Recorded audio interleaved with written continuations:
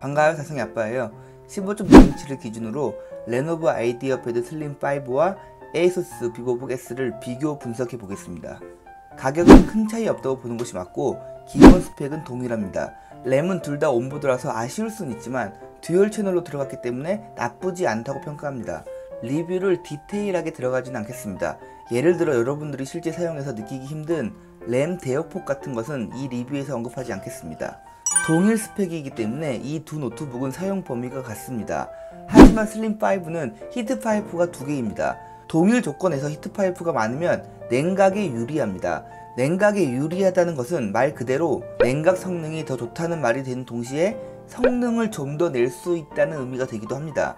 하지만 사용 범위를 바꿀 수 있는 정도는 절대 아닙니다. 그리고 저의 경험으로 AMD 라이젠 4500U CPU 자체가 워낙 저발열 설계가 된 CPU이기 때문에 일반적인 사용에서 원 히트 파이프로도 충분합니다. 그리고 본인이 게임을 좀 더 하거나 고사양 그래픽 작업을 한다면 듀얼 히트 파이프가 장기적으로 유리할 수 있습니다. 이 정도로만 정리하면 충분하고 이 이상의 의미 부여는 오히려 선택에 어려움을 줍니다. 디스플레이는 일반적인 보급형 광시야각 패널로 큰 차이 없다고 보는 것이 맞지만 밝기는 슬림5가 더 밝습니다. 보급형 라인에서 300니트의 밝기는 이전에 거의 볼 수 없었던 스펙으로 아이디어 패드가 보급형 노트북의 최강자인 것을 다시 한번 증명할 수 있는 아주 좋은 스펙입니다. 하지만 밝기는 밝기일 뿐 색 표현 능력과 관계없습니다. 사실 250니트의 밝기도 만족하고 사용하시는 분들 많거든요. 그런 분들에게는 불필요한 오버스펙이 될 수 있다는 것도 참고하시면 좋습니다. 그리고 최근에 보급형 패널에 대한 불만을 갖는 소비자들이 늘어나고 있는데 그런 분들에게는 좀 더 좋은 만족감을 줄 수 있습니다. 이 정도면 가로 세로 사이즈는 동일하다고 보는 것이 맞습니다. 그리고 비보북 S는 공식 홈페이지에 1.8kg으로 되어 있는데 제가 직접 측정해보니 1.66kg이 나왔고 이 부분은 제가 따로 영상을 만들었습니다. 아무튼 무게도 큰 차이 없다고 보는 것이 맞습니다. 두께는 좀 차이가 있습니다. 이 차이가 적다면 적고 많다면 많은 차이인데 적어도 저전력 CPU 기반의 휴대용 노트북에서는 굉장히 큰 차이로 보는 것이 맞습니다. 이 노트북을 경험하지 못한 분들을 위해 말씀드리자면 아이디어 패드 슬림5를 처음 접해보면 굉장히 얇게 느껴집니다. 19.9mm 두께의 노트북이 충분히 얇고 휴대성 좋다는 것을 바로 느낄 수 있죠. 하지만 스위프트3, 플렉스, 그랜과 같은 초슬림 노트북 사용자가 슬림5를 사용하면 반대로 두껍다는 것을 바로 느낄 수 있습니다. 제가 하고 싶은 말은 두께의 스펙은 상대적인 수치라는 거죠. 대부분의 보급형 노트북 사용자들은 슬림5에 만족하실 수 있습니다. 반면 초슬림 노트북을 자주 사용하는 제 입장에서는 굳이 2cm 정도나 하는 노트북을 휴대용으로 사용하고 싶지는 않죠. 여기서 앞에 있는 메시지가 더 중요합니다. 뒤에 있는 메시지는 저의 개인적인 견해이고 여러분들의 생각과 다를 수 있습니다. 배터리 용량은 크면 클수록 무조건 좋습니다. 하지만 그렇게 큰 차이라고 보기는 힘들고 라이젠 4500U CPU가 워낙 효율이 좋다 보니 둘 다 배터리 타임이 좋은 편에 속합니다. 슬림5는 그레이만 나오고 비보북 S는 화이트와 블랙이 나옵니다. 노트북은 장기적으로 어두운 색상이 외형적으로 깔끔하고 관리가 편한 것이 사실이지만 예쁘지는 않습니다.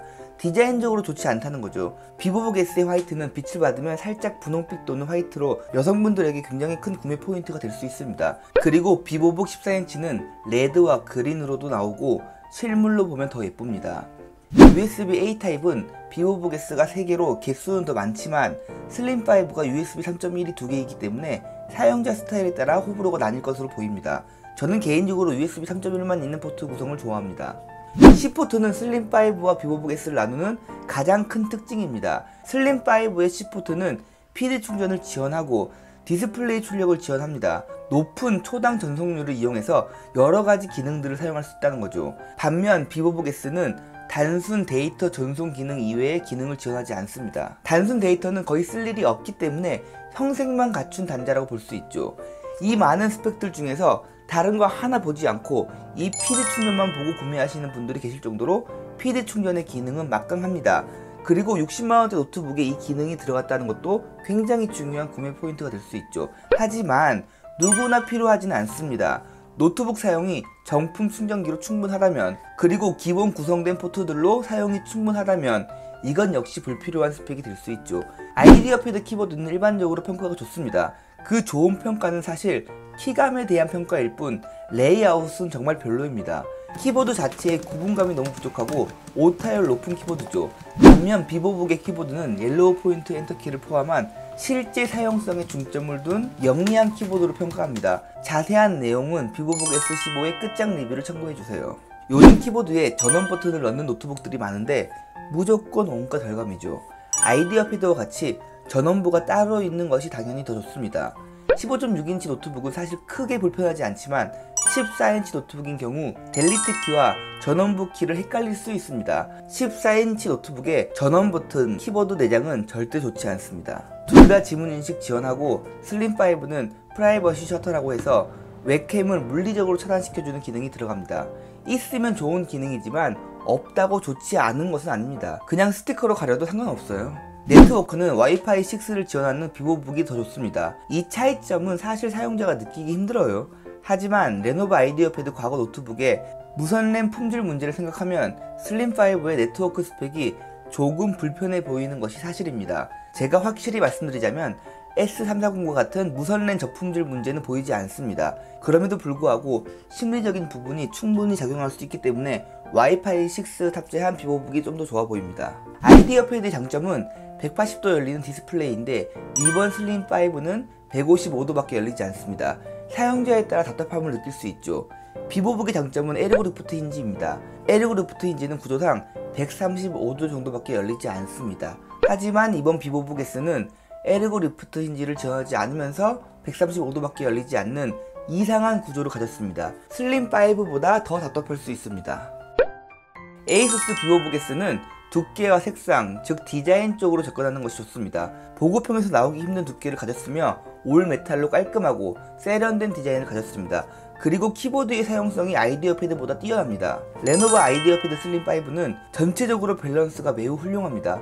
특별히 떨어지는 부분이 하나도 없어요. 상대적으로 두꺼운 것은 사실이나 저와 같이 초슬림 노트북을 선호하는 사용자가 아닌 일반적인 사용자들은 충분히 만족할 수 있는 두께이고 무선랜 역시 와이파이 6 대비 부족할 뿐 사용하는데 전혀 문제가 없습니다. 그리고 밝기 300니트와 PD 충전 지원은 동급 노트북에서 당연히 가장 뛰어난 스펙이죠.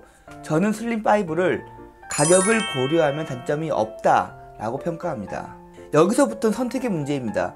제가 언급한 비보북 S의 장점이 본인의 노트북 사용 환경에 중요한 부분을 차지한다면 당연히 비보북 S가 더 좋습니다. 그리고 이 부분이 그렇게 중요하지 않다면 슬림5가 더 좋은 선택이 될 수 있습니다. 이 영상은 제가 2월에 올린 노트북 추천 영상으로 지금과 동일하게 아이디어 패드와 비보북을 비교하고 있습니다. CPU만 다를 뿐이죠. 여기서 말하는 S340을 슬림5에 대입하고 비보북에 비보북 S를 대입하면 결론이 같다고 말할 수 있습니다. 동일한 CPU지만 이 CPU에 발열 처리할 수 있는 능력은 S340이 더 좋습니다.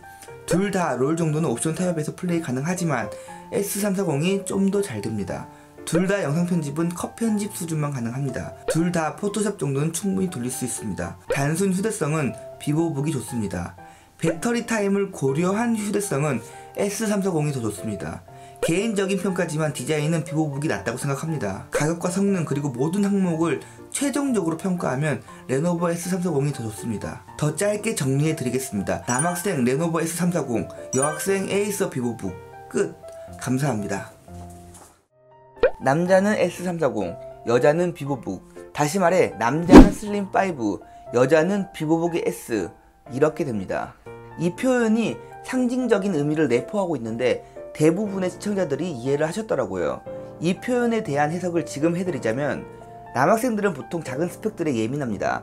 사실 작은 스펙들은 사용하는데 크게 지장을 주지 않아요. 지장이 없다라고 말할 순 없지만 선택에 지장을 줄 만큼 크다고 말할 수도 없습니다. 같은 CPU와 램을 가졌으면 사용 범위가 같기 때문이죠. 그럼에도 같은 가격에 조금이라도 좋은 성능 그리고 좋은 스펙을 찾는다면 슬림5가 더 좋습니다. 여학생들은 작은 스펙들이 중요하지 않습니다. CPU, 램 이런 거 모릅니다. 얼마나 예쁜가, 얼마나 얇은가, 얼마나 가벼운가, 어떤 색상의 노트북이 판매되는가, 이러한 디자인적인 부분들이 더 중요하죠.